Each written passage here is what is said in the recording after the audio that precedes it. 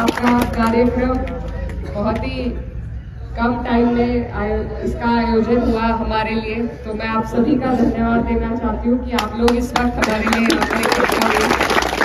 विशेष रूप से मैं ईशू बाबरे जी और हमारे मुझसे पूर्व में जिन्होंने बहुत अच्छी बात कही, मेरे लिए भी आपका बहुत बहुत धन्यवाद।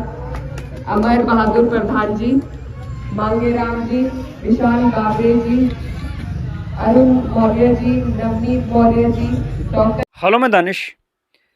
अम्बेडकर जयंती को लेकर के इकरा हसन जी ने क्या खूब ज़बरदस्त भाषण दिया है। इस भाषण को हर एक शख्स को सुनना चाहिए। कितना नॉलेज ज़रूरी है आज के इस दौर में, आइए इकरा हसन जी की ज़ुबान से सुनते हैं।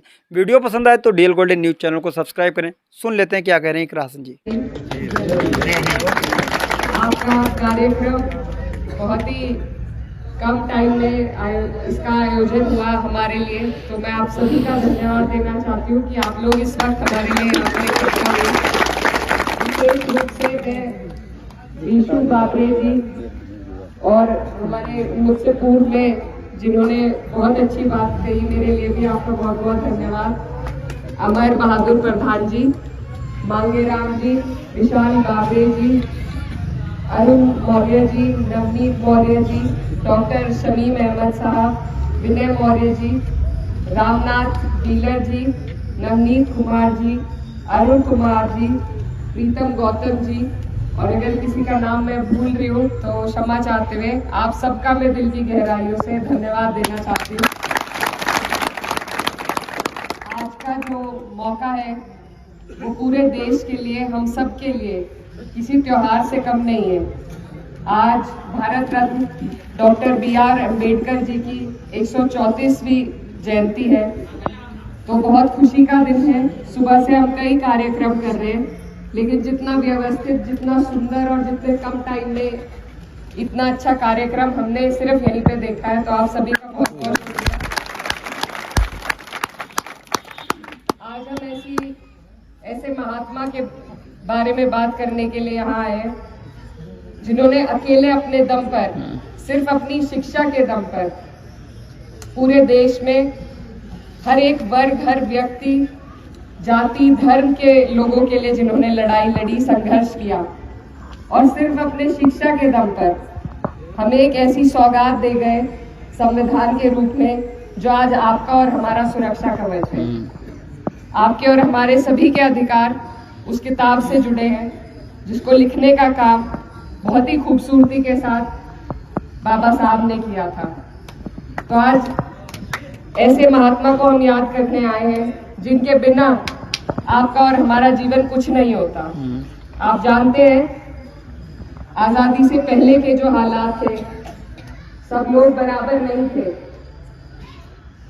ये जो लोग हम पर राज करते थे उस टाइम अंग्रेज थे, तो सिर्फ जो बड़े घर घेर वाले लोग होते थे उन्हें ही पूछा जाता था। लेकिन समानता का अधिकार, सबको बराबर सरकार की नजर में होने का अधिकार देने वाले हमारे बाबा साहब का जन्मदिन मनाने के लिए हम यहाँ पर मौजूद हैं। तो मैं आप सबसे यही आग्रह करूंगी कि उनके विचारों का हम स्मरण करें। सिर्फ एक किताब से जोड़कर हम उन चीजों को ना छोड़ें, बल्कि अपने निजी जीवन में उनके विचारों को उतारने का काम करें। आज हमें जरूरत है कि हम बराबरी, भाईचारा और अपने अधिकारों की जो लड़ाई है उसको एकजुट होकर लड़ें। बाबा साहब ने यह भी कहा था कि संविधान चाहे कितना भी अच्छा हो, अगर उसे चलाने वाले लोग अच्छे नहीं है तो वो संविधान अच्छा साबित नहीं होगा। बिल्कुल। और वह चाहे कितना भी बुरा हो, अगर उसे चलाने वाले लोग अच्छे, उनकी नीयत अच्छी है, तो वो अच्छा साबित होगा। सही बात। तो आज के जो हालात हैं, आप देख रहे हैं किस तरीके से संविधान के मूल्यों को नजरअंदाज किया जा रहा है, तार-तार किया जा रहा है। तो आपकी हमारी कोशिश यही रहनी चाहिए हमेशा, ये कोई चुनावी भाषण नहीं है, लेकिन फिर भी जागरूक नागरिक होने के नाते हमारी कोशिश यही होनी चाहिए कि हम ऐसे लोगों का चयन करें, ऐसे लोगों को जिम्मेदार बनाएं जो संविधान के मूल्यों को सिर्फ पढ़े नहीं बल्कि माने, अपने दिल में उतारे। तो इन सब चीजों का आपको ध्यान रखना है। और आज जो माहौल चल रहा है राजनीति का, उसमें हमें आपस में छोटे छोटे मसलों पर लड़ाकर, कहीं जाति पे, कहीं धर्म पे, इन मुद्दों पर हमें लड़ाकर जो हमारे हक और अधिकार की चीजें हैं उनसे दूर किया जा रहा है। तो हमें आंखें खोलने की जरूरत है, जागरूक बनने की जरूरत है। मैं अक्सर सुनती हूँ ऐसे कार्यक्रमों में ये कहा जाता है कि बाबा साहब अपनी कौम को जगा कर गए थे। वो सिर्फ अपनी कौम को नहीं, हमें सबको जगा कर गए थे। और हमें आगे भी अपनी आंखें खुली रखनी है, अपने कान, अपनी आंखें खुली रखनी है। और सही बात, सही अधिकार की लड़ाइयां हमें इकट्ठे होकर लड़नी है। क्योंकि सरकारें आती हैं और फ्री में आजकल जो चल रहा है, ये फ्री में सब कुछ देंगे आपको, बस शिक्षा नहीं देते फ्री में। क्योंकि इन्हें मालूम है कि जब हम शिक्षित होंगे तो सवाल पूछना जानेंगे, अपने अधिकारों के लिए मांग उठाएंगे। तो सबसे ज्यादा अगर जरूरत है हमें प्रेरणा लेने की बाबा साहब से, तो सिर्फ ये कि वो जिस जाति से आते थे उन्होंने अपनी शिक्षा पर इतना ध्यान दिया कि न सिर्फ अपनी जाति को, बल्कि आप और हम जैसे लाखों करोड़ों लोगों को अंधकार से निकालकर वो जाने लगे। तो इसलिए हमें अगर कहीं काम करने की जरूरत है तो सिर्फ शिक्षा पर, अपने बच्चों के बेहतर भविष्य के लिए ऐसे लोगों को चुने जो शिक्षा की बात करें, आपके अधिकारों की लड़ाई लड़े। और आप लोग अपने से कोशिश कीजिए, अगर कोई नहीं दे रहा है तो ये काम हमें खुद करना पड़ेगा कि हम अपने बच्चों के बेहतर भविष्य के लिए संघर्ष करें, उन्हें बेहतर शिक्षा दिलाएं, ताकि आपके हमारे बीच में से दोबारा कोई बाबा साहब जैसा जन्म ले और हम लोगों को और आगे बढ़ाने का काम बिल्कुल।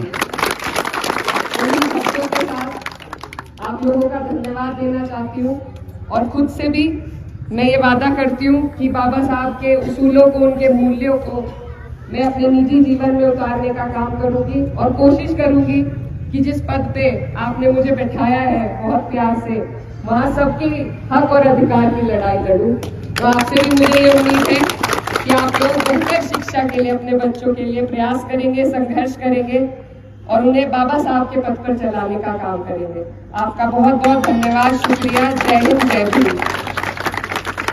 दोस्तों, आपने इस वीडियो को देख लिया। इकरा हसन जी ने कहा है कि आप शिक्षा से जुड़िएगा, कोशिश करिएगा। हम तो ये सोचते हैं, दुआ करते हैं कि कोई एक और शख्स निकल कर आए बाबा साहब के मार्गदर्शन पर। हालांकि सभी चलते, कोई उनके जैसा, उनकी विचार बिल्कुल कतई सेम कोई ऐसा शख्स निकल कर आए। तो उन्होंने कहा शिक्षा से जुड़िएगा, शिक्षा को अपने हाथों से दूर मत जाने दीजिएगा, क्योंकि शिक्षा ही है जो आपसे मतलब सवाल तैयार करता है। शिक्षा ही है जो लोगों से पूछते हैं कि हमें अगर नॉलेज है तो हम आपसे सवाल करेंगे। अगर आपको शिक्षा से आप जुड़े हुए नहीं हैं तो आप किसी भी शख्स से सवाल नहीं कर सकते हैं।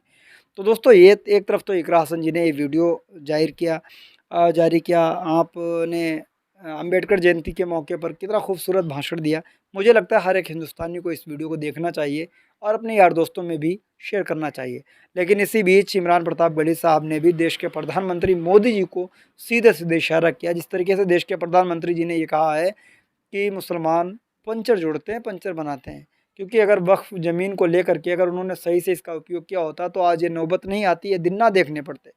इस बात को लेकर के इमरान प्रतापगढ़ी साहब ने कहा है कि आप मुसलमानों का मजाक बना रहे हैं। आपने कई उन्होंने नाम गिनाए, पीतल उद्योग, तांबा उद्योग, चने कौन सा ताला उद्योग, सबकी रीढ़ तोड़ दी आपने।